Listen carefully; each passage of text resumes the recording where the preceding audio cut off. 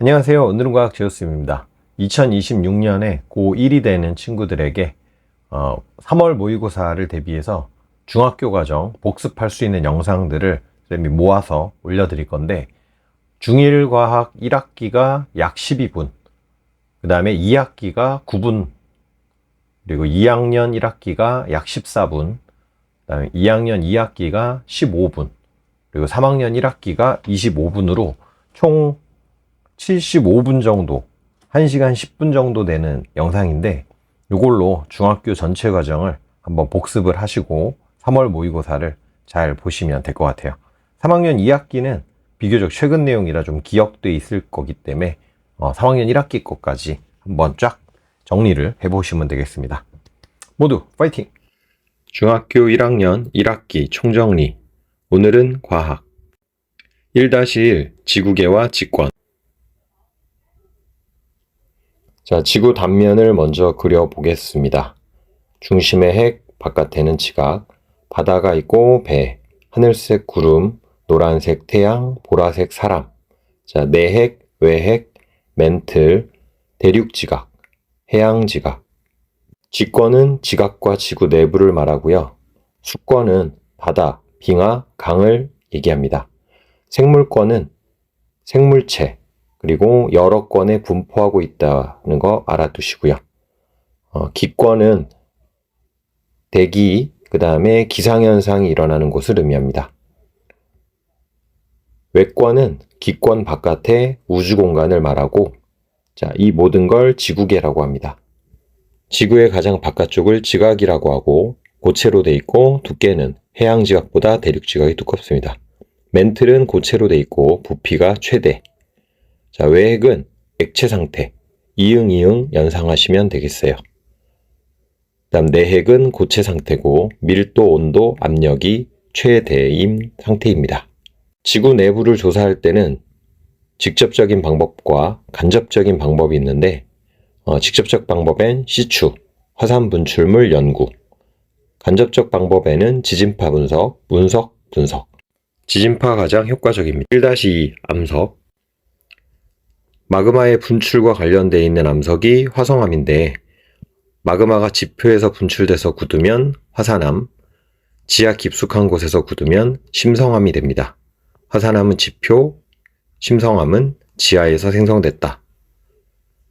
화산암은 급격한 냉각 속도로 결정 크기가 작고요. 심성암은 냉각 속도는 느리고 결정 크기가 큽니다. 자, 요거 기억하실 때는 유안현. 자, 암기 팁은 유부남하고 안 살아요 형부야. 유부남하고 안 살아요 형부야. 자, 그래서 유부남, 안산암, 현무암. 앞글자 따서 밑에 건 화선반, 화강암, 섬노감, 반려암. 현무암은 돌 하루방을 생각해 주세요. 검은색을 연상하시면 되겠습니다. 그 다음 퇴적암은 화석이나 층리가 발견될 수 있고, 화산재가 퇴적이 될 경우 응외암이 생성이 됩니다. 그 다음 여감사암 셰일은 엿사세요 이렇게 외워주시고, 여감사암 셰일, 입자 크기는 여감 쪽으로 갈수록 커지게 됩니다. 열 압력을 받으면 변성암이 될 수가 있는데, 변성암에서는 염리가 주로 나타납니다. 자, 앞글자는 화편, 석대, 사규, 셰편. 외울 때는 한편 석대는 사귀고 있다, 셰펀을. 자, 뭐 이런 식으로 외우시면 되겠습니다. 화강암, 편마암, 석회암은 대리암이 되고, 사암은 변성되면 규암, 셰일은 변성되면 편마암이 됩니다. 그 다음 1-3 광물. 자, 광물의 특성이 여러 가지가 있는데, 색, 좋은 색, 굳기, 염산과의 반응, 자성 등이 있습니다. 자, 색깔에서는 석영이 무색이고 감남석 황록색, 좋은 색은 흑음모 흰색, 자철석 검은색, 굳기는 단단한 정도를 말하고요. 염산 반응은 방해석, 자성은 자철석. 자, 풍화작용은 부서짐에 의한 물 압력 부피 영향, 성분 변화로 인한 산소, 이끼, 지하수 영향으로 풍화가 일어납니다. 1-4 직권의 변화. 대륙이동설의 증거를 먼저 아셔야 되는데, 지도를 붙여놓고 생각해 보시면 돼요. 남아메리카 위에 엎여 있는 아프리카, 그 다음에 남극이랑 인도.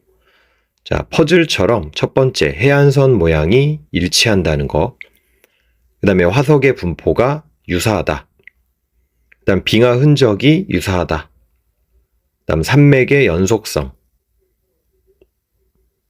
판은 10여 개 정도의 조각이라고 생각하시면 되고, 자, 이렇게 그림을 그렸을 때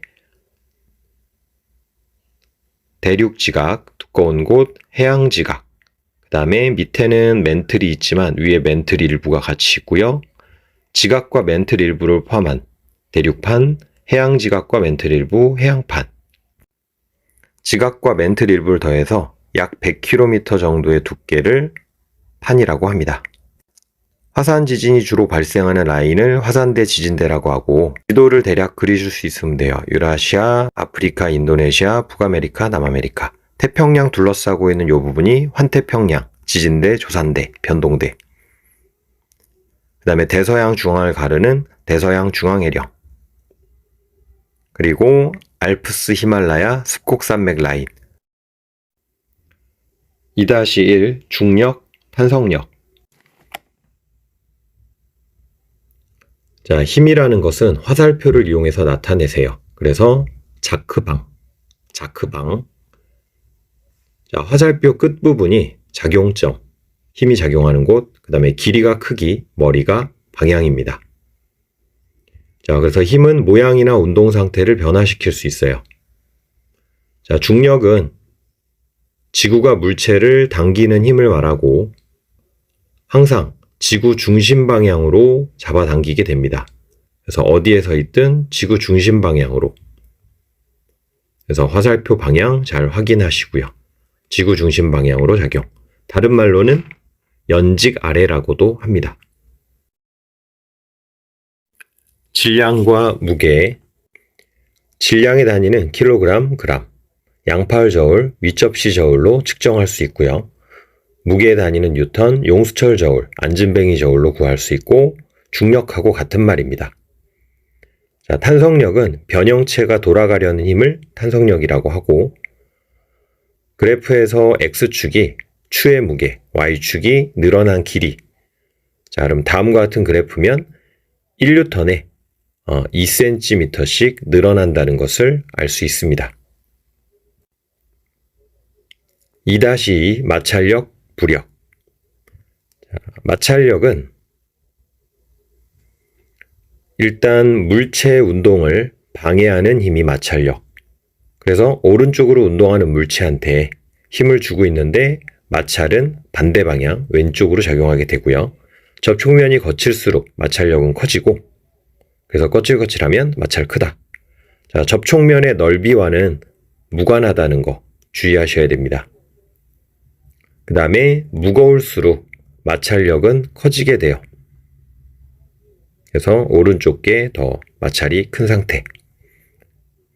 자, 부력은 액체, 기체, 유체 속에서 위로 미는 힘을 부력이라고 합니다. 잠긴 부피가 커질수록 증가하는데 질량과는 상관이 없어요. 그 다음에 다음과 같은 그림이 있을 때, 자, BC는 완전히 잠기고 A는 절반 잠겼을 때 총 부피가 같으면 부력은 A가 제일 작고 B랑 C는 같습니다.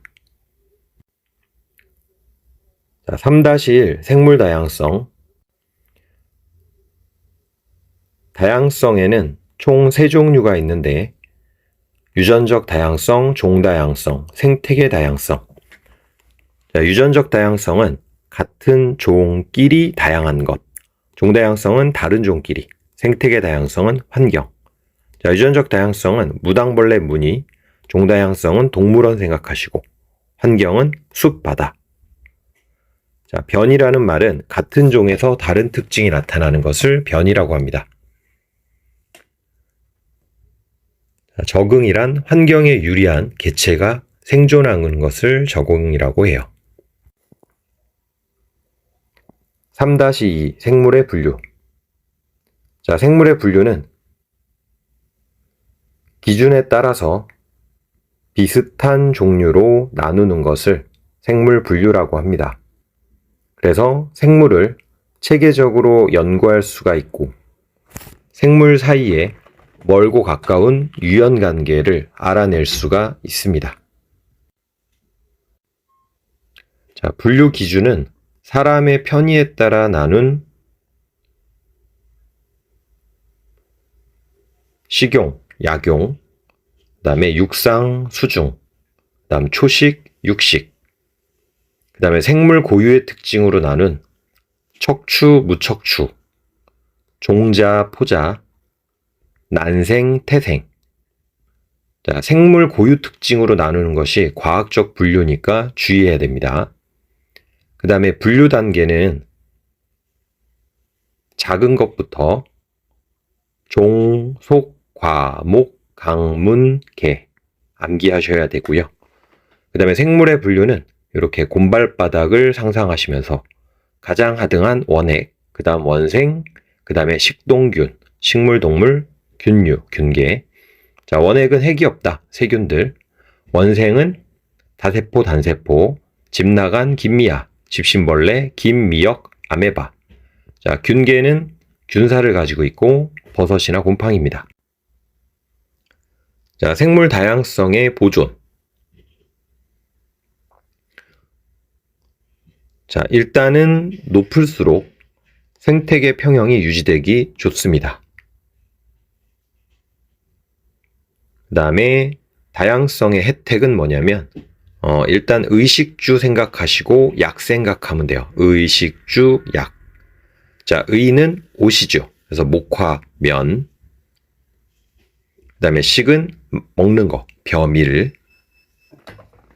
자, 주는 집, 가구. 그 다음에 약은 푸른 곰팡이로 항생제를 만들고 버드나무로 진통제를 만들어낼 수 있고 연상해 주시면 되겠어요.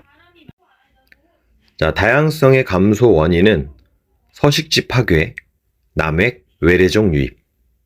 자, 서식지 파괴가 가장 큰 원인이니까 주의하셔야 됩니다. 자, 보존할 수 있는 활동은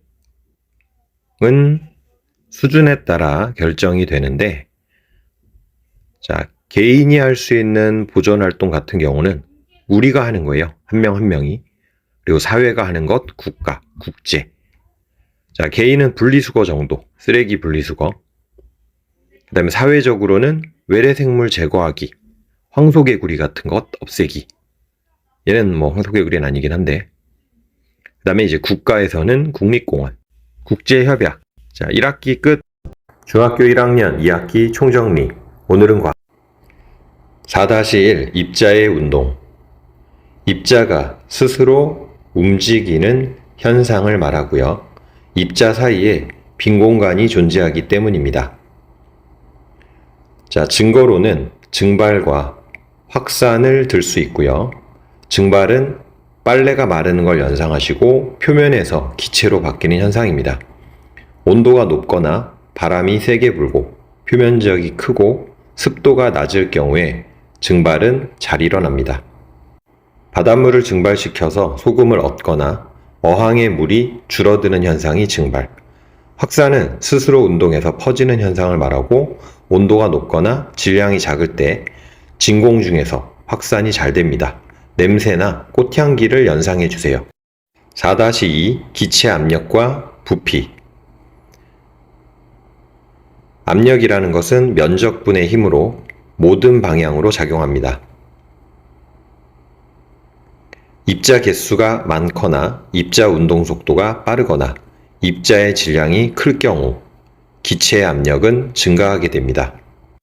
온도가 일정할 때 압력을 높이면 부피는 감소하게 됩니다.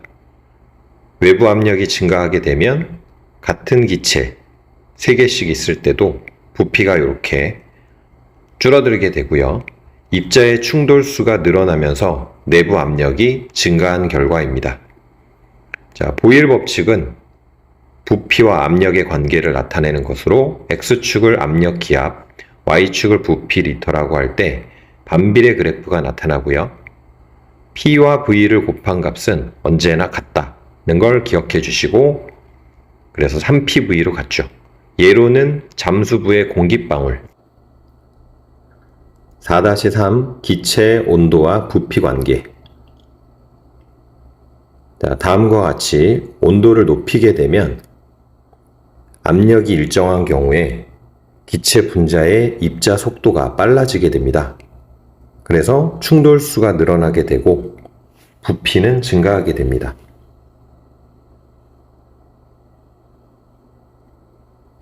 자, 그래프로 나타냈을 때 샤를 법칙은 부피와 온도의 그래프로 X축은 온도, Y축은 부피일 때, 자, 정비례가 아닌 걸 조심하시고 처음 부피 V0가 있어요.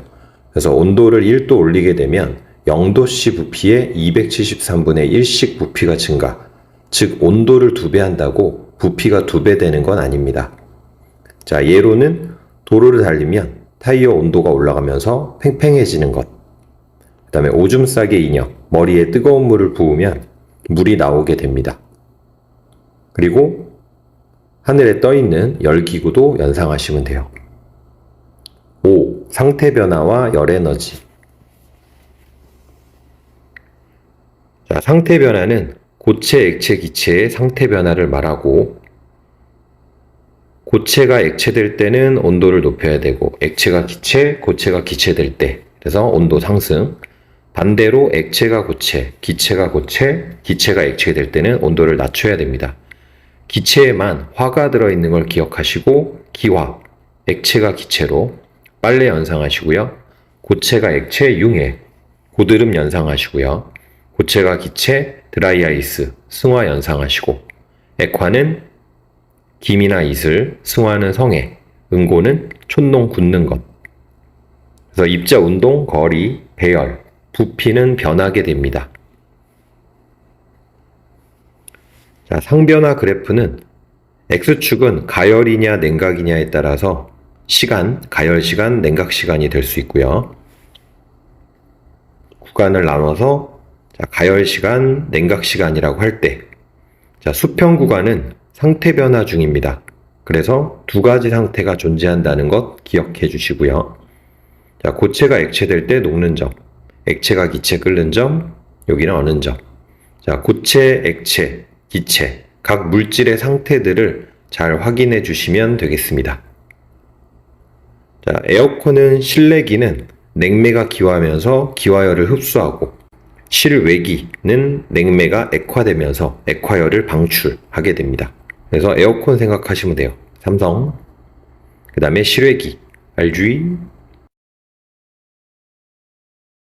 6-1 빛과 색. 자, 물체를 보는 과정은 다음과 같습니다. 광원에서 눈으로 바로 가는 과정이 있고요. 그 다음에 광원에서 물체로 간 빛이 반사돼서 우리 눈에 들어오는 과정. 자, 빛의 합성에서 주의할 점은 합성할수록 밝아집니다. 자, 빛의 삼원색을 좀 알고 있어야 되는데 RGB, 그래서 빨초파. 자, 섞은 색깔은 노란색, 자홍색, 청록색, 흰색. 자, 청록색을 만약에 비추면 바나나한테, 그러면 노란색 바나나니까 빨초를 반사할 수 있는 물체. 청록색은 초, 파 두 가지 빛이 왔기 때문에 초록색만 반사, 초록색으로 보입니다. 6-2 거울과 렌즈. 자, 반사의 법칙이라는 것이 있는데, 거울면에 빛이 반사될 때 입사광선, 법선, 반사광선. 자, 입사각, 반사각. 입사각과 반사각은 언제나 같다. 이것이 반사의 법칙입니다. 평면 거울의 경우 물체에서 상까지의 거리를 잘 보시고, 물체, 거울, 상까지, 물체에서 거울까지 거리, 거울에서 상까지 거리는 같은 거리입니다. 그래서 같은 크기 좌우 대칭이 보이고 잔망경이나 후방 거울로 사용할 수 있습니다. 볼록 거울, 오목 거울. 볼록 거울은 똑바로 선상이 보이고 편의점 거울을 연상해 주세요. 멀어지면 크기만 작아지게 됩니다.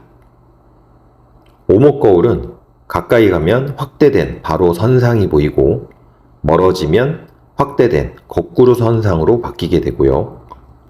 더 멀어지게 되면 축소된 거꾸로 된 상이 보입니다. 자, 거울 렌즈는 반대로 연상하세요. 볼록 거울은 오목 렌즈처럼, 오목 거울은 볼록 렌즈처럼. 그래서 오목 거울은 돋보기 연상하셔도 돼요. 자, 근시는 가까이 있는 게 잘 보이고 원시는 반대로. 6-3 파동 소리. 자, 파동이라는 것은 진동이 주위로 퍼져나가는 현상을 말합니다. 종파, 횡파 두 종류로 나눌 수 있고 에너지가 퍼져나갈 때 나란하게 매질이 진동하면 종파, 음파나 피파, 에너지와 매질 진동 방향이 수직이면 횡파, 빛, 물결, S파. 자, 다음과 같은 출렁이는 파를 연상하면서 오른쪽으로 진행하고 있을 때 높은 곳 마루, 낮은 곳 골, 매질의 진동 방향, 파장은 마루에서 마루까지 거리를 의미하고 그 다음에 진폭은 최대, 중심에서 마루까지. 자, 진동수는 1초당 진동 횟수, 헤르츠 단위, 주기는 한 번 진동의 시간, 초, 역수 관계예요. 소리는 진공에서는 전달되지 않습니다. 고액기, 고체에서 제일 빠르고 소리의 3요소는 세기, 높낮이, 음색. 소리의 세기는 진폭에 해당하고 높낮이는 진동수, 음색은 파형입니다. 그래서 작은 소리, 큰 소리. 자, 이거는 낮은 소리, 높은 소리. 자, 그 다음에 이거는 자, 이런 식으로 음색이 다른 겁니다. 다른 소리, 다른 악기. 자, 7-1 과학 미래. 과학 지식을 사용할 수 있는 학문, 물리, 화학, 생물, 지구과학. 그 다음에 지식을 이용하는 분야는 기술, 공학, 의학, 농학 등이 있겠습니다. 자, 과학에 필요한 역량들은 사고력, 창의력, 수리 능력, 문제 해결, 정보통신. 좋은 건 다 있네요. 자, 미래 직업 예시들은 오감 인식 기술자, 사물정보 인증원, 기억 대리인 등이 있습니다. 이 정도 점검해 두세요. 한 장 정리 끝. 중학교 2학년 1학기 총정리. 오늘은 과학. 1-1 원소 물질과는 탈레스, 물이라고 생각했고요. 아리스토텔레스는 물, 불, 흙, 공기가 모여서. 그리고 보일은 원소의 개념을 처음으로 제시한 사람. 라부아지에는 물분해 실험을 통해서 물이 원소가 아님을 보였고요. 앞글자를 따서 물 따라 보라, 북한말처럼 외우면 되겠습니다. 물분해 실험은 플러스극과 마이너스극에서 나오는 기체가 다른데 마이너스에서 부피가 더 큰 수소가 나오고 플러스는 산소. 산소는 향불 다시 타는 걸로, 수소는 성냥불이 퍽 터지는 걸로 확인할 수 있습니다. 자, 불꽃 반응색은 황바야 구청에서 볼륨 논아주시움, 빨리 파세, 스불. 자, 이렇게 외워주시고 황록색 바륨, 구리 청록색, 보라색 칼륨, 노란색 나트륨, 주황색 칼슘, 빨간색 리튬, 파란색 세슘, 스트론튬, 붉은색입니다. 원소는 기본 성분으로 약 120가지 있고요. 구성원소 분석은 설탕은 탄산수, 소금은 염소 나트륨, 물은 산소와 수소로 되어 있습니다. 스펙트럼은 연속 스펙트럼과 선 스펙트럼이 있고 연속 스펙트럼은 무지개색 같은 거예요. 선 스펙트럼은 양이 적어도 확인할 수가 있다는 게 장점입니다. 1-2 원자와 분자. 원자는 기본 입자, 분자는 원자와 원자의 결합이에요. 중심에 있는 플러스 물질을 플러스 원자 얘기를 하고요. 그 다음에 마이너스는 전자. 둘의 개수는 원자라면 동일합니다. 그리고 질량은 원자액이 압도적으로 커요. 원소 기호는 HH, LiC, NO, NaCl 정도로 아시면 되는데 수소, 헬륨, 리튬, 탄소, 질소, 산소, 나트륨, 염소. 자, 분자식은 3H2, 3은 분자수를 의미하고요. H 옆에 2는 수소수, O 옆에는 산소 개수입니다. 자, 원자는 한 개로 되어 있는 분자가 있고 같은 종류로 되어 있는 분자, 다른 종류로 되어 있는 분자. 그래서 이 정도를 알아두시면 돼요. 헬륨, 네온, 아르곤, 수소, 산소, 질소, 물, 이산화탄소, 메테인. 1-3 이온. 원자가 전자를 잃으면 양이온이 됩니다. 플러스 전하. 원자가 전자를 얻으면 음이온이 돼요. 마이너스 전하. 이온 이동을 알아보는 대표적인 실험이 있는데 이렇게 마이너스 플러스 극을 잘 보신 후에 이온이 서로 반대극으로 이동하는 걸 확인하시면 됩니다. 그래서 Cu2+는 푸른색으로 마이너스극을 향해서, MnO4- 는 플러스극을 향해서 구리이온, 과망간이지산 이온. 자, ABC 서커스 이렇게 외워주시면 돼요. 서커스, ABC 서커스. 앙금의 종류입니다. Ag+, Ba2+, Ca2+, SO4-, CO3-, ABC 서커스. 자, 요거 앙금은 AgCl, BaSO4, CaCO3가 흰색 앙금이고요. PbEI, PbI2 노란색, Cu2+, S2- 검은색. 자, 2-1 전기의 발생. 마찰 전기란 서로 마찰시켰을 때 전자가 이동하는 현상으로 플러스 전하는 전자를 잃으면, 마이너스 전하는 전자를 얻으면 생깁니다.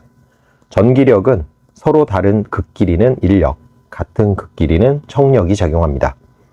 정전기 유도란 전하 이동으로 금속의 양 끝에 전하가 유도되는 현상으로, 이유는 전자가 이동하기 때문입니다. 그래서 마이너스로 대전된 대전체를 금속을 향해서 만약에 접근을 시키면 전자가 이동해서 반대편으로 이동하기 때문에 플러스 마이너스 대전이 일어납니다. 검전기는 금속판과 금속박으로 되어 있고요. 플러스로 대전된 대전체를 접근시키게 되면 전자는 금속박에서 금속판으로 올라와 더 벌어지게 됩니다. 2. 전류계 전압 저항.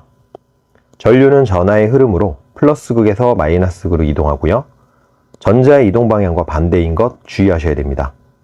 1A는 1000mA. 전류계는 직렬로 연결, 전압계는 병렬로 연결.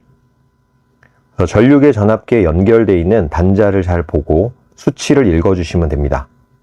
그래서 50mA, 5A 이런 수치는 마이너스 극에, 그 다음에 플러스 극은 가장 우측에 연결. 눈금을 잘 보신 다음에, 자, 눈금이 지금 어디에 있는지를 보고 연결된 단자가 50과 플러스면 50 쪽을 읽고 30mA. 자, 회로에서 전지는 펌프, 전압은 물, 높이차, 스위치는 밸브 역할, 전선은 수도관, 전구는 물레방아, 전류는 물의 흐름에 비유할 수 있습니다. 저항은 전자가 원자랑 충돌하기 때문이고, 저항은 비저항, 물질의 종류에 따라 결정되고요. 단면적 반비례, 길이에 비례합니다.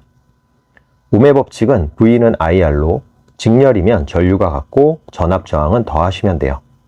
자, 다음 같은 회로가 있을 때 직렬로 3옴, 6옴이 연결되어 있기 때문에, 자, 어떤 식으로 이제 구하시면 되냐면, 일단 저항 36을 더하세요. 그러면 9옴이 되겠죠. 그럼 V는 IR을 이용해서 2A를 구할 수 있습니다. 그럼 직렬은 전류가 같으니까 양쪽 저항 모두 2A. 그럼 다시 옴의 법칙으로 V는 IR로 전압을 구할 수 있습니다. 자, 병렬의 경우도 한번 보도록 할게요. 3옴, 6옴, 18V라고 할 때 병렬은 일단 전압이 똑같이 걸립니다. 그래서 18V, 18V. 그러면 옴의 법칙으로 전류 구할 수 있죠. V는 IR, 그 다음에 V는 IR. 그럼 병렬은 전류를 다 더해주면 돼요. 그래서 두 전류를 더해주시면 9A가 되겠죠. 그 다음에 V는 IR, 그럼 저항은 2옴. 자, 병렬은 구할 때 어떻게 하냐면, 일단 전압은 저항마다 똑같습니다. 그리고 전류는 더해주시고, 저항이 역수, 취하고 더하고 다시 역수. 좀 번거로운데, 자, 구하는 연습 한번 더 해볼게요. 자, 병렬로 3옴짜리, 6옴짜리가 있는데, 이제 저항만 구한다면 일단 역수를 취하세요. 3분의 1, 6분의 1. 그리고 더하세요. 통분한 후 그럼 6분의 3이죠. 이제 마지막으로 다시 역수. 3분의 6 따라서 2옴이 되겠습니다. 2-3 전류의 자기작용. 자기장은 N에서 나와서 S극으로 갑니다. 나침반의 N극 방향과 일치하고요. 자, 직선도선의 전류가 흐를 때는 오른손으로 감아주듯이 자기장이 만들어지는 것을 생각해 주시면 되고요. 원형으로 꼬아둔 원형도선에서도 전류를 오른손으로 감아서 나오는 자기장의 방향을 찾아주세요.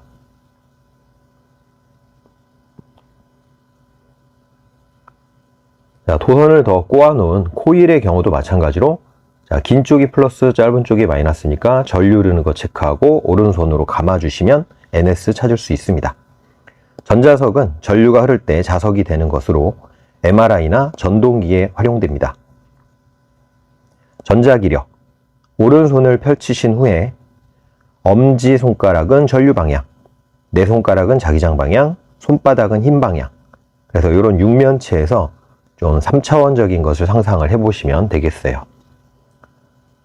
자, 말굽자석으로 연습을 한번 해보면 NS를 잘 확인하시고 전류가 도선에 어디로 흐르는지를 찾으십시오.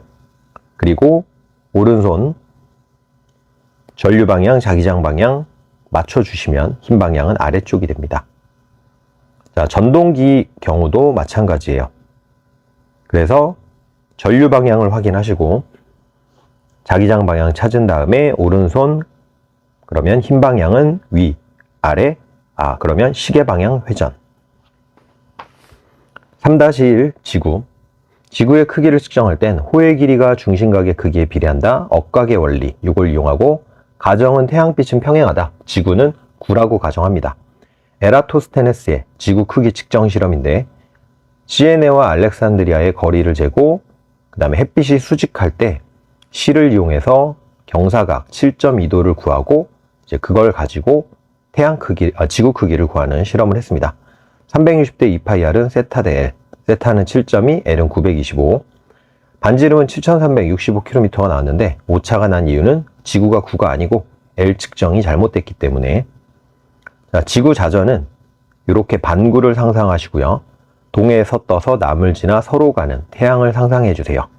그러면 동쪽에서 떠서 남쪽 지나 서로, 그리고 북쪽은 오른손으로 감아주는 방향. 자, 1시간에 15도씩 회전하고요. 서에서 동방향으로 자전. 자, 지구의 공전은 태양이 1년 동안 움직이는 것처럼 보이는 것으로 서에서 동쪽으로 이동하고요. 태양 반대편에 밤하늘에 보이는 별자리라는 것을 확인하시고요. 별의 연주운동은 동에서 서. 3-2 달. 자, 크기 측정하는 방법은 이렇게 삼각비를 이용할 수 있습니다. 그래서 짧은 쪽 길이, 긴 쪽 길이, 짧은 쪽 지름, 긴 쪽 지름에 대한 비례식을 써주시면 돼요. 라지 L 대 스몰 L은 라지 D 대 스몰 D. 따라서 라지 D는 스몰 L분의 스몰 D 라지 L. 자, 위상 변화. 태양 기준으로 싹 돌린 다음에 삭초상 망하그 앞글자 따서 외워주시면 돼요. 삭초상 망하그. 그래서 삭 초승달, 상현달, 하현달, 금음달. 사기치는 일시기치고요. 망이치는 월시기치입니다. 그럼 이제 일식은 달이 지구 앞을 지나면서 요 진한 본그림자 그리고 반그림자가 생기는데 본그림자에 있으면 개기일식, 반그림자에 있으면 부분일식입니다. 자, 월식도 마찬가지지만 주의할 게 본그림자에 걸려 있는 것만 월식으로 취급합니다. 그래서 여기 부분 월식 아니에요. 3-3 태양계. 수성, 금성, 지구, 화성, 목성, 토성, 천왕성, 해왕성, 수금, 지화, 목, 토, 천, 해. 각각의 행성 이름 알아주시면 되겠고요. 수성은 대기물이 없기 때문에 온도차가 크고 운석구덩이가 많습니다. 금성은 CO2가 많고 밝게 보이고, 화성은 산화철과 극관이 특징, 목성은 가장 크고 대적점, 토성은 고리가 있고 밀도가 작고, 천왕성은 청록색, 해왕성은 대흑점. 지구형 행성, 목성형 행성. 질량 반지름이 작고 밀도는 큽니다. 자, 태양 같은 경우는 표면과 대기에서 나타나는 명칭들을 알고 계시면 되는데, 자, 표면의 밝은 부분이 광구, 그 다음에 쌀알무늬, 어두운 게 흑점. 대기는 가장 바깥쪽 채층, 그 바깥에 코로나, 표면 폭발, 플레어, 그 다음에 솟아오른 불기둥, 홍염이 되겠습니다. 태양 활동이 활발하면 흑점수가 많아지고 델린저 현상이 나타나고 오로라가 증가합니다. 4-1 광합성. 자, 엽록체에서 일어나고요. 이산화탄소와 물이 빛을 이용해서 포도당과 산소를 만드는 것. 이산화탄소는 공기를 통해 잎으로 들어오고, 물은 뿌리를 통해 물관으로, 포도당은 녹말로 저장, 산소는 잎으로 방출. 자, 중성 BTB용액이 파란색인데 입김을 불어 넣었어요. 그러면 노란색으로 바뀝니다. 산성이 돼서. 그 다음에 물풀을 집어넣고 빛을 비춰서 광합성을 진행을 시키면 광합성에 CO2가 사용이 되기 때문에 다시 파란색으로 바뀌게 돼요. 자, 광합성에 영향 준 요인, 빛의 세기, CO2 농도, 온도. 관련 그래프는 이렇게 됩니다. 자, 광합성 산물을 확인할 때는 녹말은 아이오딘, 아이오디언화 칼륨과 반응해서 청람색이 되고, 그 다음에 증산작용이란 것은 잎의 기공에서 일어나고 뿌리에서 잎으로 물을 이동시키는 현상, 수분 조절, 온도 조절을 하게 됩니다. 4-2 식물 호흡, 양분을 분해하고 에너지를 얻는 과정, 포도당과 산소를 CO2물 에너지로 바꾸는 과정, 살아있는 모든 세포에서 일어납니다. 그래서 이런 식물이 있다고 치면 하트잎, 낮과 아침 저녁이라고 할게요. 낮엔 태양빛 많이 비치고 아침 저녁엔 조금. 그럼 광합성량이 낮에는 많고 아침 저녁은 쌤쌤. 웃고 슬프고.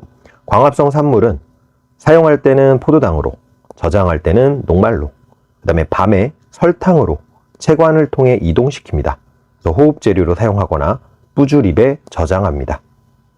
중학교 2학년 1학기 한 장 총정리 끝. 파이팅입니다, 여러분들. 중학교 2학년 2학기 총정리 5-1 소화, 분해작용이고요.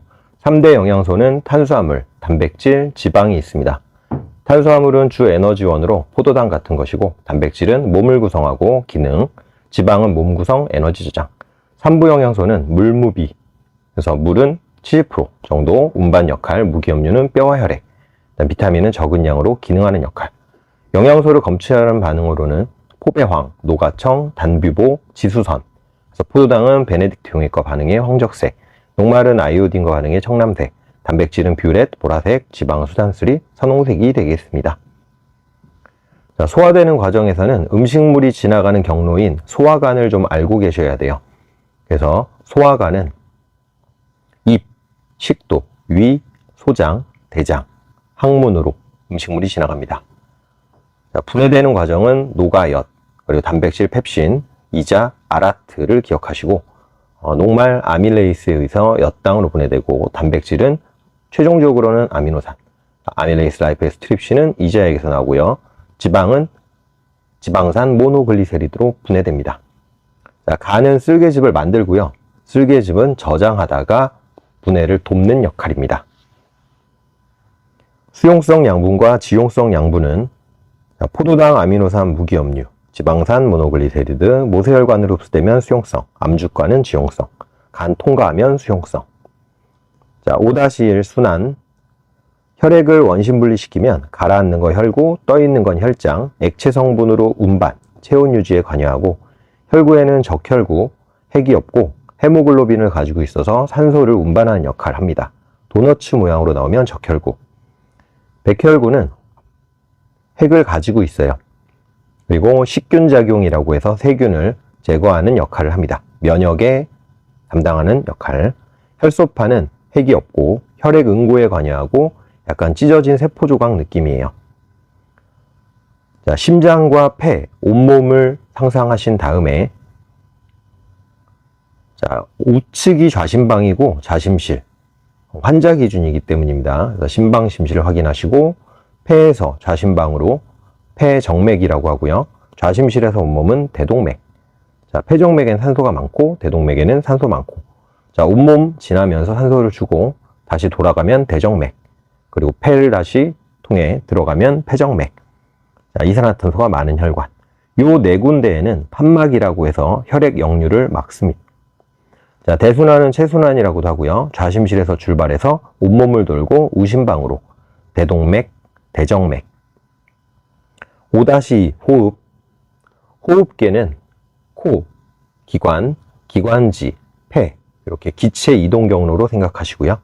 들숨은 숨을 들이마시는 것을 말하는 것으로 갈비뼈는 상승하고요. 가로막은 내려가게 됩니다. 그래서 그림상에서 갈비뼈랑 가로막 위치를 확인하시고 결국 흉곽의 부피가 증가하게 되면 압력은 감소하고 그럼 폐의 부피는 증가하고 그럼 폐의 압력이 낮아지고 따라서 공기가 들어옵니다. 자, 기체 교환 과정은 다음과 같습니다. 폐포, 모세혈관, 그다음에 조직세포. 그래서 산소가 폐를 통해서 들어오는 과정을 연상해 주시고요. CO2는 반대 방향으로 배출입니다. 5-2 배설. 자, 대표적인 노폐물은 탄수화물, 지방, 단백질에서 생성되는 세 가지가 있는데 CO2랑 물은 탄단지 모두에서 나오고요. 암모니아는 단백질에서만 나온다는 걸 주의하셔야 됩니다. 그래서 CO2는 날숨을 통해서 폐로 버리고 물은 폐와 콩팥을 통해 버리고요. 암모니아는 간에서 요소로 합성된 후에 오줌으로 버립니다. 자, 배설기관의 구조는 다음과 같은 그림의 형태고요. 오줌의 경로를 알고 계셔야 되는데 콩팥 동맥을 지나서 사구체, 그리고 보먼주머니, 그다음에 세뇨관, 그리고 오줌관. 이게 오줌의 경로가 되겠습니다. 자, 사구체에서 보먼주머니로 여과가 되는데 구단지, 혈구, 단백질, 지방은 여과가 안 됩니다. 커서. 그 다음에 제흡수, 포도당 아미노산은 100% 제흡수가 됩니다. 분비는 노폐물을 버리는 과정. 5-2 동물의 구성. 세포가 모여 조직이 되고 조직이 모여 기관이 되고 기관이 모여 개체가 되는데 세포는 기본 단위, 조직은 세포의 모임, 기관은 기능 단계, 개체는 생물체입니다. 식물만 조직계를 가지고 있어요. 그리고 동물은 기관계를 가지게 됩니다. 자, 각 몸의 기관계의 상호작용들인데 음식이 들어오고 대변이 나가면 소화계, 그 다음에 주고받으면 순환계가 되겠고요. 호흡계를 통해 기체가 출입하게 되고 산소를 마시고 이산화탄소 배출. 배설계를 통해서 노폐물이 버려질 수 있고 오줌으로 나갑니다. 그 다음 조직세포에다가 필요한 산소, 양분들을 공급할 수 있어요. 출입물질을 잘 보시면 되겠습니다. 6-1 물질의 분류. 자, 순물질과 혼합물이 있는데 순물질은 한 가지 물질로, 그래서 끓는 점, 녹는 점 밀도가 일정한데 주의할 건 물질은 원소 의미가 아니에요. 그래서 순물질은 한 가지 원소로 돼 있을 수도 있고 두 가지 이상의 원소로 돼 있을 수도 있습니다. 자, 한 가지 원소라면 산소, 질소, 두 가지 이상의 예는 물이나 염화나트륨. 그래서 물질의 특성인 끓는 점, 녹는 점 밀도가 일정하고요. 혼합물은 두 가지 이상이 섞여 있고 성질이 유지됩니다. 골고루 섞여 있으면 균일, 그렇지 않으면 불균일. 자, 균일에는 공기나 설탕물, 불균일엔 우유나 암석. 자, 시간에 따라 온도 변화를 확인하는 실험을 했을 때 순수한 물인 물은 100도에서 끓지만 혼합물인 소금물은 더 늦게 끓고 끓는 점이 변하는 것을 확인할 수가 있습니다. 자, 혼합물은 끓는 점이 변합니다. 농도가 바뀌기 때문에. 6-2 물질의 특성. 끓는 점, 녹는 점. 녹는 점은 어느 점하고 같은 숫자예요. 자, 같은 물질이 일정하고 양이 많으면 시간이 오래 걸립니다. 그래서 가열했을 때 A, B의 끓는 점을 비교해보면 똑같은데 B가 더 늦게 도달하죠. 그래서 양이 B가 많다는 뜻. 밀도는 부피분의 질량으로 X축 부피, Y축 질량일 경우 기울기는 밀도가 돼서 A가 밀도가 더 큽니다. 자, 용해도는 용매 100g에 녹을 수 있는 용질의 그람수를 말하고요. 용액은 용매 더하기 용질. 자, 그래서 그래프를 이렇게 그려서 수치들을 확인한 다음에 석출량을 찾아주실 수가 있습니다. 그래서 20도, 30도, 그리고 20도에서 용해도 30이라고 가정 50g이 녹아있다고 쳐볼게요. 그러면 첫 번째로 온도를 20도로 낮춘다면 용해도가 30이니까 지금 녹아있는 게 50이라서 20만큼 석출이 돼야 되겠죠. 자, 기체의 용해도는 온도가 낮을수록 압력이 높을수록 큰데 콜라를 생각하시면 됩니다. 시원한 콜라. 그렇죠? 뜨끈하게 먹진 않겠죠? 자, 6-2 혼합물의 분리. 끓는 점 차이를 이용하는 방법은 증류라고 하고요. 액체 혼합물을 가열해서 기체를 냉각시킵니다. 예로는 바닷물을 통해 식수 얻기, 탁한 술로 소주 얻기, 원유 분리하기. 밀도차에 의한 분리법은 고체냐 액체냐 두 종류가 있고, 고체는 밀도가 제일 큰 애가 가라앉고 그 다음에 액체를 중간에 작은 애를 띄우는 방식으로, 그래서 벽시, 좋은 달걀, 원심분리 이럴 때 사용하고요. 액체는 분별 깔때기로 물 위에 식용유가 뜨는 것을 이용한다든지, 간장 위에 기름이 뜬다는 거, 이런 것들을 이용합니다. 재결정은 고체를 녹인 후에 냉각시키는데 용해도를 이용합니다. 그래서 천일염으로 소금 얻기, 합성약품 정제하기. 자, 크로마토그래피. 용매에 따라서 이동 속도가 다른 것을 이용하는 방법으로, 자, 실험 장치는 이렇고요. 색소점은 용매에 잠기면 안 되고 작게 여러 번 찍어 주시고, 그 다음에 성분 물질로 분리가 됩니다. 속도차에 따라서. 자, 뚜껑을 왜 막냐면 용매 증발을 막아야 돼요. 도핑 테스트나 색소 분리에 사용할 수 있습니다. 자, 7-1 수권. 분포는 전체 물의 대부분은 해수, 일부가 담수고요. 해수는 바닷물, 담수는 육지물. 자, 담수에서는 빙지호로 기억하시면 되고요. 빙하, 지하수, 호수. 호수를 주로 사용하는 것이라는 걸 기억하시고, 자, 활용하는 방법으로는 농업용수, 농사, 가축, 유지용수, 하천 유지할 때, 생활용수, 공업용수. 농업용수로 가장 많이 이용된다는 거 기억해 주십시오. 7-2 해수의 온도. 자, 이렇게 태양빛이 비칠 때 가까운 쪽은 온도가 올라가게 되고요. 깊은 쪽으로 갈수록 태양빛을 못 받아 온도가 내려가서 3개의 층으로 나눠집니다. 그래서 맨 위는 혼합층. 그래서 바람이 세면 두껍게 발달, 수온약층은 물질과 에너지를 차단하는 역할, 심해층은 계절 위도의 영향을 안 받습니다. 자, 지구 자전축이 기울어져 있어도 태양이 도달할 때 태양빛이 저위도로는 비교적 수직, 고위도로는 비스듬하게 들어오기 때문에 지표에 입사하는 태양 에너지 차이에 따라 저위도로 갈수록 흡수하는 태양 에너지가 많아져서 수온은 높아지게 됩니다. 전체 위도에 대한 그림으로 나타냈을 때, 자, 위도를 잘 확인하신 다음에 맨 위부터 혼합층이고, 그 다음 수온약층, 그 다음 심해층. 7-3 해수의 밀도. 염류는 NaCl이 제일 많고요. 염화나트륨, 그 다음에 MgCl2 정도. 염분은 해수 1000g 중 염류의 그람수, 실용 염분단위나 PSU, 퍼미를 사용합니다. 염분이 낮다라는 얘기는 물이 많다는 뜻으로 증발보다 강수량이 많거나 빙하가 헤비, 높거나 담수 유입이 많을 경우. 염분비 일정의 법칙은 염분 자체가 달라져도 비율은 일정하다라는 건데, 예를 들어 북극해랑 동해를 비교해보면 30퍼밀, 33퍼밀로 염화나트륨의 전체 퍼센트는 이런 방식으로 구할 수 있는데 둘 다 78%예요. 그래서 이런 걸 염분비 일정의 법칙. 자, 우리나라 기준으로는 겨울이 염분이 높고, 왜냐 여름에 강수가 있으니까. 동해가 염분이 높고, 황해는 육수 유입이 많아서. 자, 7-3 해수의 순환. 해류. 자, 우리나라 기준으로 해류 이름들을 알고 계셔야 됩니다. 그래서 저위도에서 고위도로는 난류, 쿠로시오 해류, 황해 난류, 동안 난류, 그 다음에 북한 한류. 난류와 한류가 만나는 곳을 조경수역이라고 하고, 겨울에는 내려오고요. 여름에는 올라갑니다.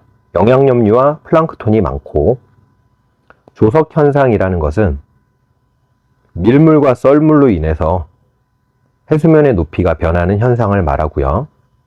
그래서 만조일 때, 간조일 때.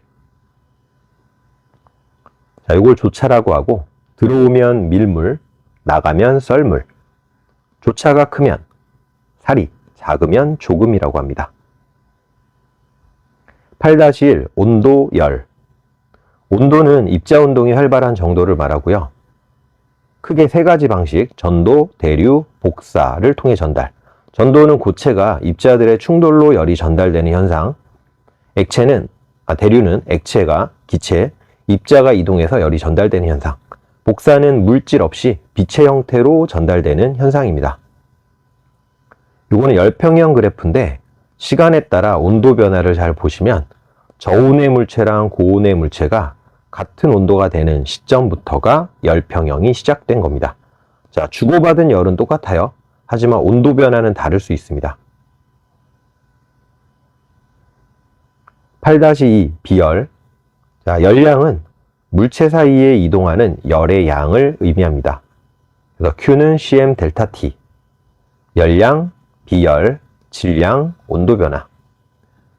자, 같은 물질이고 질량이 같으면 C 같고 M이 같아요. 그러면 Q가 커지면 델타 T는 커지는데 공급 열량을 높이면 온도 변화 크다라는 의미입니다. 같은 물질이고 열량이 같으면 즉 C가 같고 Q도 같을 때 M을 키우면 델타 T는 감소, 질량 커지면 온도 변화 감소. 자, 요건 비열이에요. 온도 변화가 작을수록 비열은 큽니다. 자, 열팽창, 바이메탈. 열팽창 개수가 크면 온도가 올라갈 때 길이나 부피의 변화가 큽니다. 그래서 만약에 가열했을 경우 열팽창 개수가 큰 녀석이 더 커집니다. 많이 팽창해서. 그 다음에 냉각시키게 되면 역시 더 많이 변합니다. 그 다음에 육지, 바다. 낮에는 바다에서 육지 쪽으로 바람이 부는데 해풍이라고 해요. 자, 9-1 재해, 재난. 자연재해, 지진, 규모가 크면 피해가 크고요. 그 다음에 태풍, 화산활동. 그 다음에 인위재해로는 감염성 질병, 그 다음에 화학물질 유출 등이 있겠습니다. 2학년 2학기 총정리 한 장 끝. 안녕하세요. 오늘은 과학 제오쌤입니다. 중학교 3학년 과학 한 장으로 총정리를 해보겠습니다. 1. 화학 반응의 규칙과 에너지 변화. 1. 물질 변화와 화학 반응식. 물리 변화는 성질이 그대로 분자 배열만 바뀌는 변화를 말합니다. 모양이 바뀌는 경우는 깨진 컵이라든지 못이 구부러진 경우, 이렇게 힘을 받아서 바뀌는 모양의 물리 변화가 있고요. 상태 변화, 고체, 액체, 기체, 유리창에 있는 기체가 고체, 성해로 바뀌는 이런 건 승화가 되고요. 확산, 향수 냄새 퍼지는 거, 용해는 소금이 물에 녹는, 자, 이런 것들이 물리 변화입니다. 화학 변화는 성질이 변하는 변화로 열, 빛이 발생하는 종이의 연소라든지 손난로를 생각하시면 되고요. 앙금 생성 반응, 석회수에 입김을 불어넣었을 때 뿌옇게 흐려지는, 그리고 기체가 생성되는 반응, 과산화수소가 분해되면 산소가 발생됩니다. 색과 맛, 냄새의 변화가 일어나는 것도 화학 변화인데 녹슨 철이나 김치가 익는 것을 생각하시면 됩니다. 화학 변화는 이렇게 수소, 염소 두 개를 그림을 그려서 연습하시면 좋아요. 그래서 HCl이 만들어지는 과정을 그려보면 원자 배열이 변해서 분자의 종류가 염화수소로 새로 만들어지는 것을 볼 수 있습니다. 주의하실 것은 원자의 종류나 개수, 총질량은 변하지 않습니다. 2. 화학 반응식. 대표적인 화학 반응식을 써두는 연습을 해주시면 좋고요. 이렇게 왼쪽에는 반응물의 종류를 알 수 있고 오른쪽은 생성물의 종류를 알 수가 있습니다. 전체 반응식을 통해서는 분자의 종류 개수, 원자의 종류 개수를 알 수 있고 앞에 붙어 있는 숫자로 개수비, 분자수비, 부피비, 부피비는 기체만 됩니다. 이것을 알 수 있고요. 화학 반응식으로 알 수 없는 건 원자의 크기나 질량은 알 수가 없습니다. 2. 화학 반응의 규칙. 첫 번째는 질량 보존의 법칙인데 반응 전후의 총질량의 합은 같다는 것이고요. 라부아지에가 질량 보존의 법칙을 말했고 원자의 종류나 개수가 유지되기 때문입니다. 앙금 반응으로 염화나트륨이 질산은을 만나면 염화은이 만들어지는데 화은아, 염화은. 자, 친구 이름처럼 기억하셔도 돼요. 그리고 질산나트륨, 질량이 보존되고 기체 발생 반응은 탄산칼슘이 염산과 반응하면 이산화탄소가 발생하는데 만약에 뚜껑을 열면 질량이 감소하고요. 뚜껑을 닫으면 질량이 그대로입니다. 기체가 발생했기 때문에. 연소 반응은 강철솜, 철이 산소랑 만나서 하는 반응으로 산화철이 되면 닫힌 용기에서는 질량이 그대로, 열린 용기에서는 질량이 증가하게 됩니다. 나무를 연소시키는 나무와 산소의 반응에서는 제2산화탄소, 물이 만들어지는데 닫힌 용기면 질량 그대로, 열리면 질량 감소. 측정하는 질량만 바뀌는 거지 총 질량은 항상 보존이에요. 요거를 주의하시고요. 자, 두 번째, 일정 성분비의 법칙. 프루스트. 질량비가 일정하다는 것을 주의하시고요. 화합물. 그래서 일정 개수비로 결합하기 때문에 성립이 됩니다. 물은 수소 2개, 산소 1개로 돼 있고 암모니아는 질소 1개, 수소 3개로 돼 있죠. 만약에 이렇게 볼트와 너트 그림으로 나오게 되면 이거를 이제 BN으로 나타낼 수 있고 얘는 B 하나에 N 2개, BN2 각각 하나당 6g, 2g이면 볼트 대 너트의 비율은 이렇게 6대 4, 3대 2로 구할 수가 있습니다. 그래프를 읽을 줄 알아야 되는데 이렇게 산소 구리, 반응물들, 산화구리는 생성물이고 구리가 이제 반응물이죠. 그러면 구리랑 산소가 만나서 산화구리가 될 때 4g과 1g이 만나 5g이 된다는 걸 알 수가 있고, 자, 요걸 통해서 질량비를 알아낼 수가 있습니다. 자, 세 번째, 기체 반응의 법칙. 게일 이삭 과학자고요. 온도, 압력이 만약에 같으면 모든 기체는 기체 종류와 상관이 없습니다. 같은 부피면 같은 개수. 자, 기체만 성립된다는 것 주의하시고요. 자, 이렇게 수소랑 산소가 만나서 수증기가 되는 경우 모형으로 이렇게 나타낼 수가 있고, 부피비는 2대 1대 2, 분자수의 비 2대 1대 2. 3. 화학 반응의 에너지 출입. 발열 반응과 흡열 반응이 있고요. 요건 발생, 흡수를 생각하시면 되겠죠. 나무의 연소, 호흡, 산과 염기의 반응, 산화칼슘이 물과 하는 반응, 이런 것들이 에너지가 방출되는 발열 반응입니다. 광합성, 수산화 바륨과 염화 암모늄의 반응, 질산암모늄이 물에 녹는 반응, 탄산수소 나트륨의 열분해, 이것은 생성물의 에너지가 더 증가하는 흡열 반응. 2. 기권과 날씨. 1. 기권과 지구 기온. 자, 기권은 대기 성분을 좀 아셔야 되는데 이런 그림을 생각하시고 질산아이. 자, 질소 78%, 산소 20%, 아르곤, 이산화탄소. 많은 순서입니다. 자, 이렇게 괴물 얼굴을 생각하시면서 그래프에 그대로 옮겨주시면 돼요. X축과 Y축 확인하시고 그대로. 대성중 열나조화. 대성중 열나조화. 대륙권, 성층권, 중간권, 열권. 각 사이는 권계면인데 열권계면이 없는 걸 주의하세요. 대륙권은 대류가 일어나고 수증기가 있고 기상현상이 있습니다. 국내선의 노선으로 사용됩니다. 11km 정도. 성층권은 안정층, 대류가 없고 오존층이 있고 자외선을 흡수하고요. 국제선, 성층권의 하부가. 중간권은 대류가 있고 수증기가 없기 때문에 기상현상이 안 일어납니다. 그리고 유성이 관측될 수 있어요. 열권도 안정층이고 대류는 없고 공기가 희박해서 일교차가 크고 오로라가 관측됩니다. 2번 복사평형. 태양빛이 지구에 이렇게 도달한다고 쳤을 때 저위도 쪽은 비교적 좁은 면적, 고위도는 넓은 면적에 도달하니까 위도별로 에너지의 불균형이 일어나요.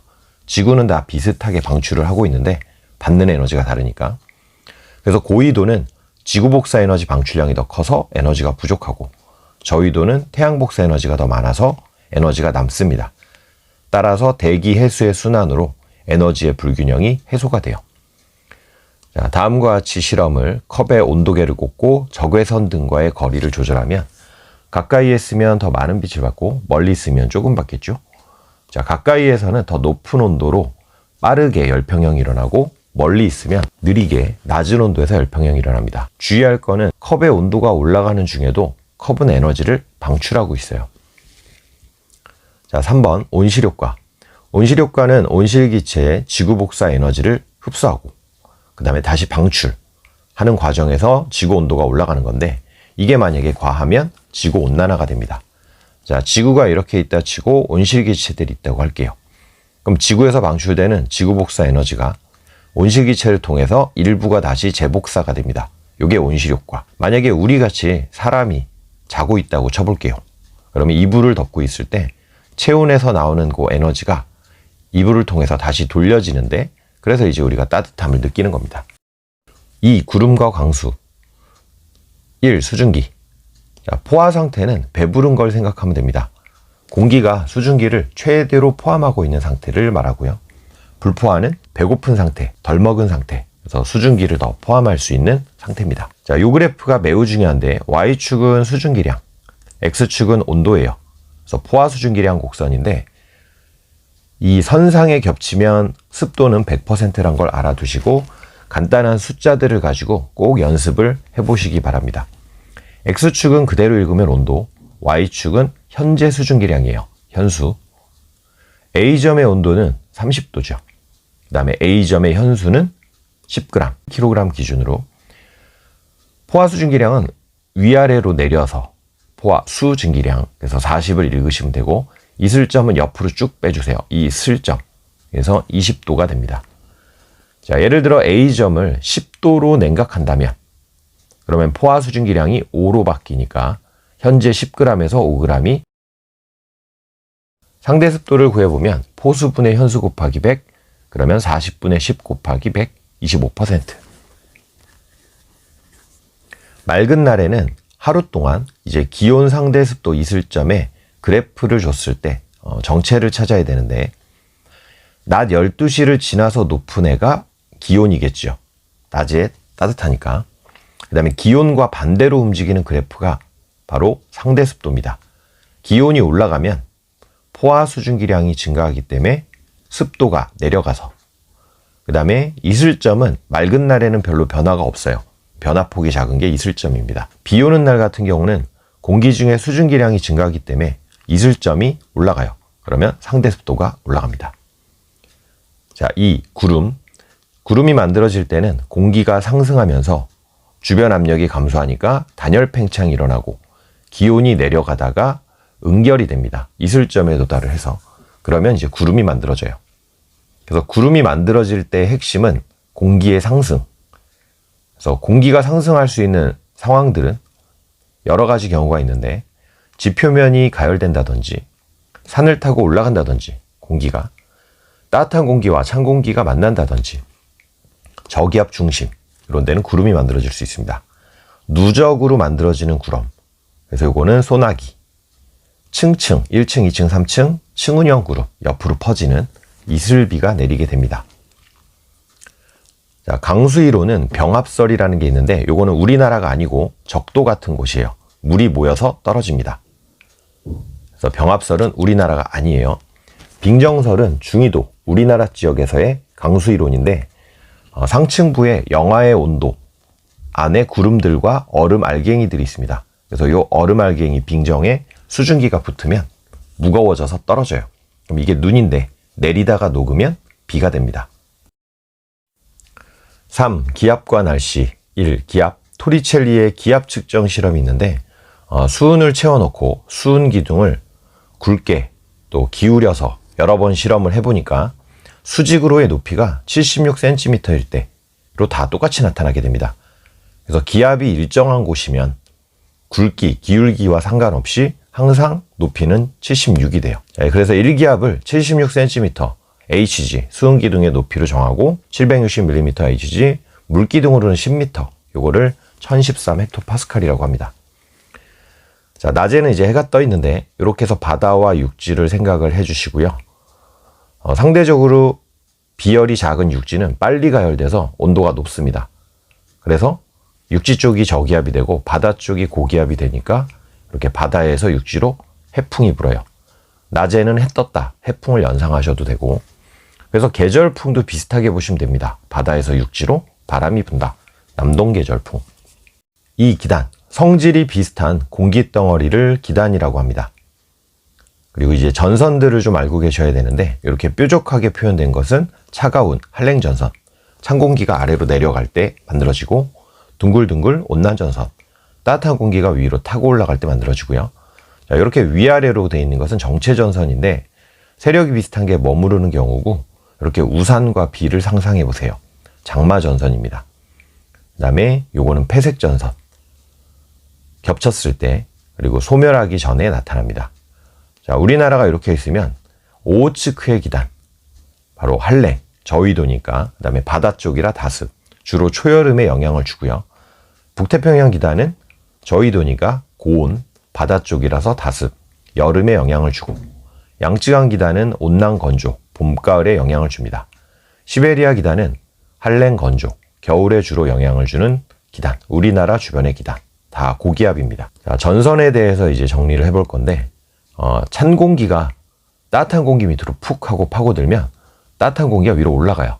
그래서 소나기가 내리면서 한랭 전선이 만들어지고, 반대로 따뜻한 공기가 천천히 타고 올라가면 온난 전선이 되고 이슬비를 연상하시면 됩니다. 전선면의 기울기는 급하고 완만, 구름은 이쪽이 저군형, 승운형이죠. 속도는 빠르다, 느리다. 이 정도는 정리를 해 두셔야 되겠습니다. 자, 3. 날씨. 저기압과 고기압이 뭐냐 이랬을 때 저기압은 오른손 엄지척을 생각하세요. 그래서 상승기류, 구름 생각하시고 나머지 네 손가락은 바람이 불어 들어오는 방향. 그래서 저기압 중심으로 불어 들어오고 상승. 올라가면 구름이 만들어진다. 연상해주고 주변보다 기압이 낮으면 저기압입니다. 주변보다 기압이 이제 높으면 고기압. 그래서 저기압의 반대로 손을 내려주시면 돼요. 저기압은 시계 반대로 불어 들어가고 고기압은 시계 방향으로 불어 나갑니다. 온대저기압. 온대저기압은 앞부분에 온난전선, 뒤에 한랭전선이 있는 이런 모양이고요. 가운데가 이제 저기압의 중심. 자, 온난전선 앞에 이렇게 넓은 구역이 강수구역이고 이슬비가 내리고 층운형의 구름이 만들어지고 바람은 남동풍으로 붑니다. 불어온 방향에다 풍자를 붙여야 돼요. 통과 후에는 기온이 올라가고 기압이 내려갑니다. 자, 가운데는 맑은 날씨에 남서풍이 불고 한랭전선 뒷구역은 강수구역이 좁고 소나기에 저군형으로 통과 후 기온이 내려가게 됩니다. 계절별 일기도를 찾을 때는 여름을 먼저 찾아주시면 돼요. 그리고 겨울, 그다음 봄, 가을. 여름은 등압선 간격이 넓고 이런 장마전선 같은 게 보입니다. 그래서 남고 북저형이고 장마. 겨울은 세로로 이렇게 빽빽하게, 그리고 서고 동저 한파를 연상하시면 되고요. 봄, 가을은 온대저기압과 이동성 고기압 저기압들이 보입니다. 3. 운동과 에너지. 1. 등속, 자유낙하, 운동. 자, 운동이라는 것은 뭐냐면 시간에 따라 위치가 변하는 현상이에요. 그래서 속력은 시간분의 거리. 자, 요 공식을 꼭 기억해 두시고, 만약에 5m/s면 1초에 5m씩 가는 겁니다. 10km/h면 1시간에 10km씩 이동하는 것. 그래서 등속 운동은 속력이 일정한 운동을 말하고 무빙워크나 에스컬레이터를 연상하시면 되겠어요. 자, 그래프로는 이렇게 거리와 시간 그래프를 그렸을 때 기울기가 속력이 되고요. B는 A보다 느리고 3분의 12로 4m/s란 걸 구할 수 있습니다. 속력과 시간 그래프에서는 Y축을 그대로 읽으면 속력이에요.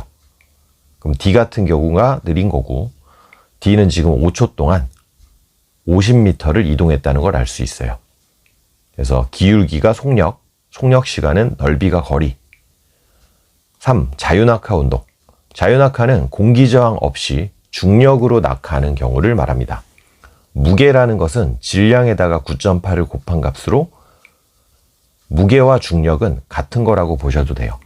중력 가속도는 1초에 9.8씩 빨라지는 가속도 값을 말하고, 그래프로는 이제 이렇게 됩니다. 1초에 9.8, 또 1초 지나면 9.8이니까 19.6, 또 1초 지나면 29.4, 이렇게 계산해 보시고요. 깃털과 쇠공을 공기저항 없는 데서 떨어뜨리면 이렇게 동시에 낙하하게 됩니다. 그래서 질량과 상관없이, 중력과 상관없이 높이만 같으면 동시에 도착해요. 자, 중력은 다릅니다. 조심하셔야 돼요. 2. 일과 에너지. 일이라는 것은 과학에서의 일이 흰 방향으로 이동을 시켰을 때만 일이라고 합니다. 그래서 정신적인 일은 안 돼요. W는 Fs, 일은 힘 곱하기 거리, 단위는 줄, 뉴턴, 미터가 되고요.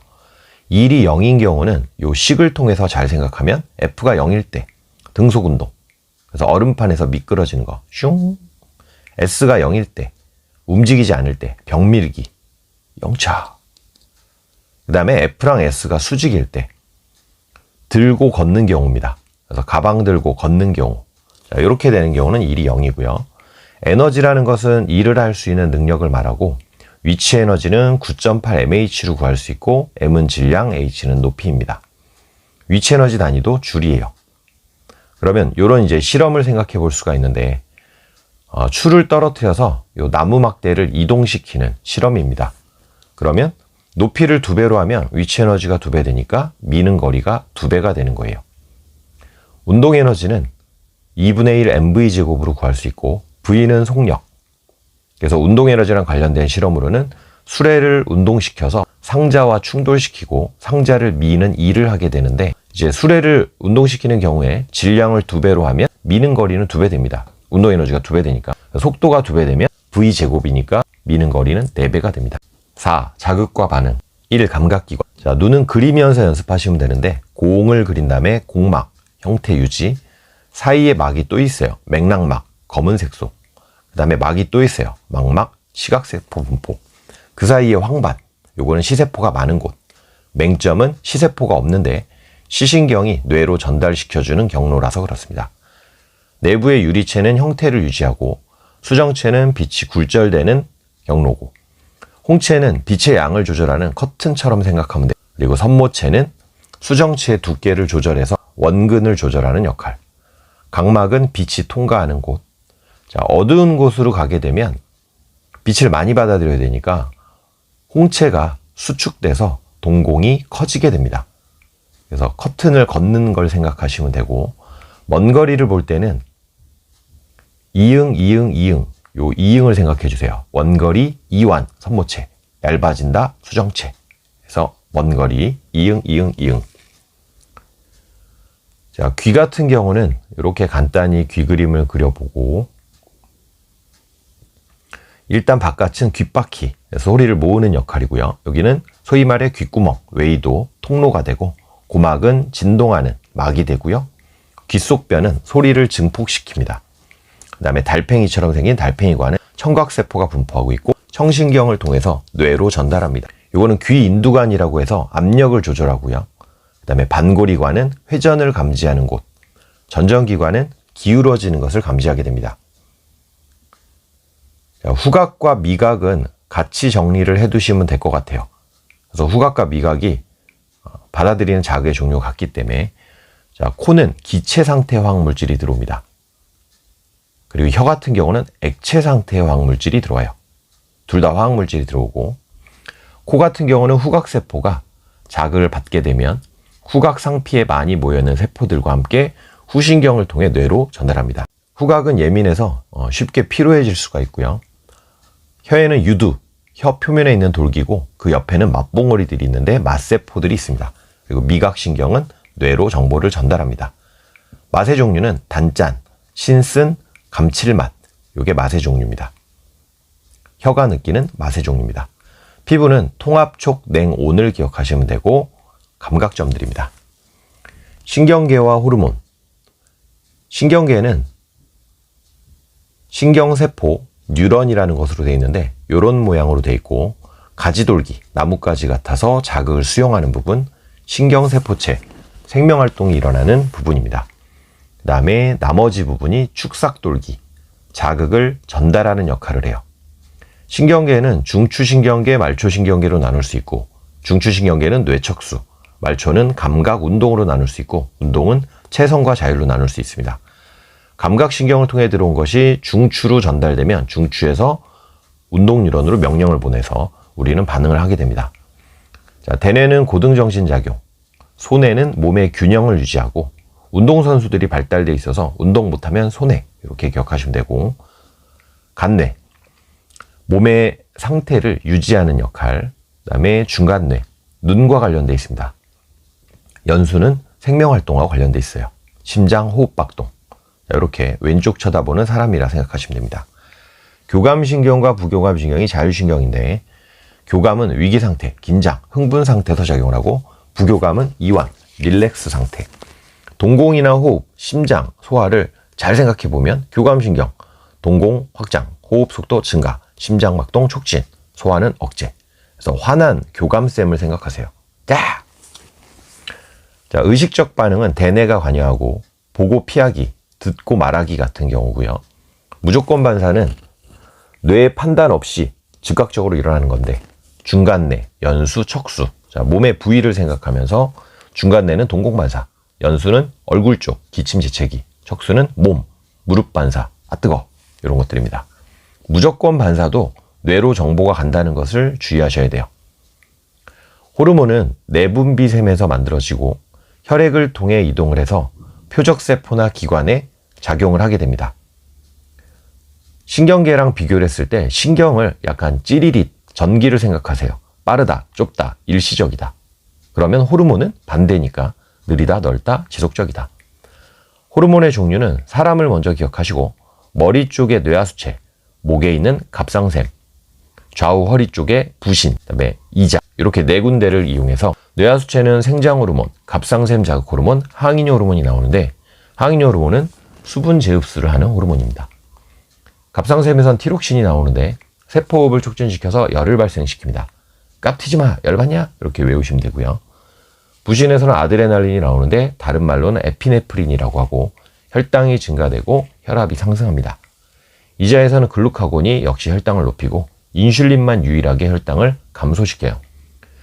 체온이 낮으면 피부혈관이 수축하고 근육이 떨리고 덜덜덜덜 티록신이 분비가 됩니다.